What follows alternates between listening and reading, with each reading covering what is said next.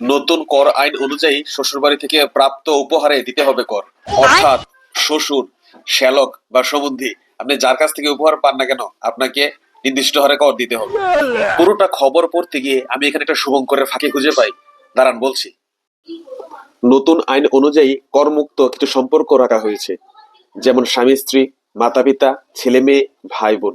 আচ্ছা, যদি শ্বশুর জামাইকে সরাসরি কোনো উপহার দেয় তাহলে এখানে আমাদের কর দিতে হবে। শ্যালক তার দুলাভাইকে সরাসরি কোনো উপহার দেয় তাহলে কর দিতে হবে। কিন্তু যখন পিতা মেয়েকে, অর্থাৎ আপনার শ্বশুর আপনার স্ত্রীকে যদি কোনো উপহার দেয় তাহলে তো এখানে কোনো কর লাগছে না। আবার যখন ভাই তার বোনকে কোনো উপহার দেয় তখনও তো কর লাগছে না। পরে আপনার স্ত্রী যখন সব উপহার পেয়ে ফেলবে তখন স্ত্রী স্বামীকে দিয়ে দেবে, তখনও তো কোনো কর লাগছে না। তাহলে এখানে এই বড় শুভঙ্করের ফাঁকিটা রয়ে গেছে বলে আমার মনে হচ্ছে। तू समझा? हाँ। नहीं, तू समझा नहीं।